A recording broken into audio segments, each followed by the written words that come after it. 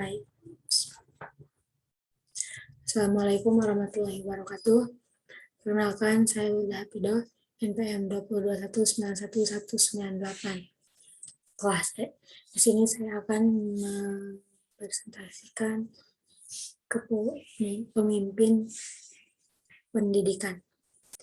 Poin A ada pengertian kepemimpinan menurut para ahli. Salah satunya ada menurut Amirullah, yaitu kepemimpinan adalah orang yang memiliki wewenang untuk memberi tugas, mempunyai kemampuan untuk membujuk atau mempengaruhi orang lain dengan melalui pola hubungan yang baik guna mencapai tujuan yang telah ditentukan. Menurut Ernie dan Kurniawan, kepemimpinan adalah seseorang yang memiliki kemampuan mempengaruhi perilaku orang lain tanpa menggunakan kekuatan sehingga orang-orang yang dipimpinnya menerima dirinya sebagai sosok yang layak memimpin mereka. Oleh karena itu, kepemimpinan dapat diartikan sebagai suatu proses mempengaruhi dan mengarahkan para karyawan dalam melakukan tugas atau pekerjaan yang telah diberikan kepada mereka. Dan masih banyak lagi menurut para ahli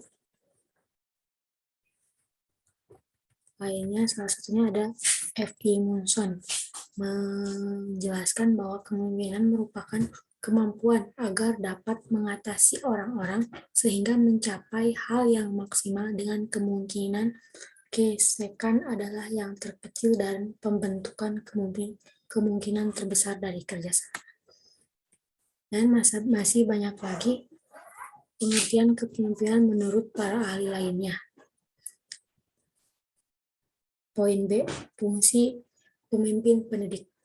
Fungsi pemimpin pendidikan, fungsi utamanya adalah kelompok untuk belajar, memutuskan, dan bekerja. Di antaranya, A. Pemimpin membantu terciptanya suasana persaudaraan, kerjasama dengan penuh rasa kebebasan. B. Pemimpin membantu kelompok untuk mengorganisir diri, yaitu ikut serta dalam memberikan rangsangan dan bantuan kepada kelompok dalam menetapkan dan menjelaskan tujuan. C. Pemimpin membantu kelompok dalam menetapkan prosedur kerja, yaitu membantu kelompok dalam menganalisis situasi. D. Pemimpin bertanggung jawab dalam mengambil keputusan bersama dengan kelompok. Pemimpin memberi kesempatan kepada kelompok untuk belajar dari pengalaman. E. Pemimpin bertanggung jawab dalam mengembangkan dan mempertahankan eksistensi organisasi. C. Tipe-tipe pemimpin pendidikan. Tipe-tipe kepemimpinan pendidikan ada diklasifikasikan ke dalam 4 tipe, yaitu tipe otoriter, tipe laissez-faire, tipe demokratis, dan tipe pseudo-demokrasi. Yang pertama, tipe otoriter.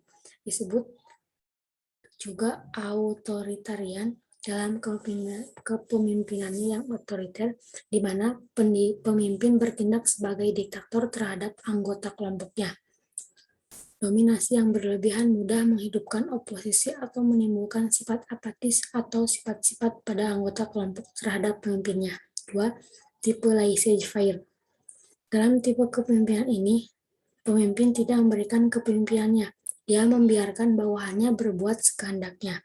Pemimpin sama sekali tidak memberikan kontrol dan koreksi terhadap pekerjaan bawahannya. Pembagian tugas dan kerjasama diarahkan sepenuhnya kepada bawahannya tanpa petunjuk atau saran-saran dari pemimpin.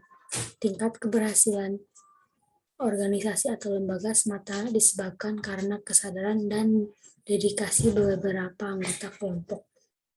3. Tipe demokratis. Pemimpin yang tipe demokratis menafsirkan kepemimpinannya bukan sebagai diktator, melainkan sebagai pemimpin di tengah-tengah anggota kelompoknya.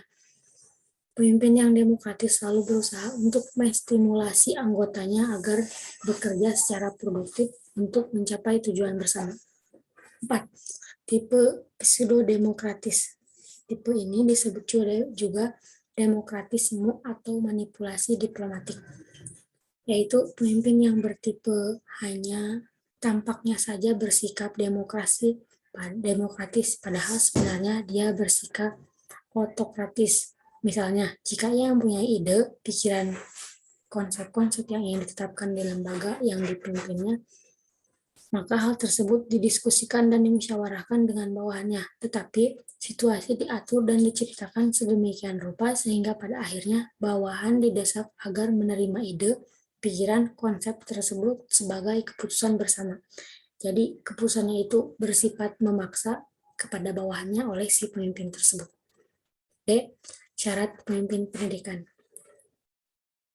Untuk memangku jabatan pemimpin pendidikan yang dapat melaksanakan tugas-tugas dan memainkan perannya sebagai pemimpin yang baik dan sukses, maka dituntut beberapa persyaratan jasmani, rohani, dan moralitas yang baik, bahkan persyaratan sosial ekonomis yang layak.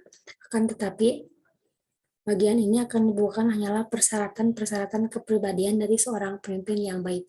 Yang baik diantaranya adalah 1. Rendah hati dan sederhana. 2. Bersifat suka menolong. 3. Sabar dan memiliki kestabilan emosi. 4. Percaya kepada diri sendiri. 5. Jujur, adil, dan dapat dipercaya. 6. Keahlian dalam jabatan. Adanya syarat kepemimpinan seperti diuraikan tersebut menunjukkan bahwa kepemimpinan bukan hanya memerlukan kesanggupan dan kemampuan saja, tetapi lebih lagi kemampuan dan kesediaan memimpin. Untuk mungkin dari kesimpulan dapat disimpulkan bahwa untuk menjadi pemimpin itu bukan hanya harus menjadi yang bertanggung jawab, tetapi harus bisa mengkoordinir semua anggota-anggota di bawahnya. Dan untuk menjadi pemimpin pendidikan juga mempunyai 6 syarat. Yang 1, rendah hati dan sederhana. 2, bersifat suka menolong. 3, sabar dan memiliki kestabilan emosi. 4. Percaya kepada diri sendiri. 5. Jujur, adil, dan dapat dipercaya. 6. Keahlian dalam jabatan. Sekian pemaparan kepemimpinan pendidikan dari saya. Mohon maaf apabila ada kesalahan. Wassalamualaikum warahmatullahi wabarakatuh.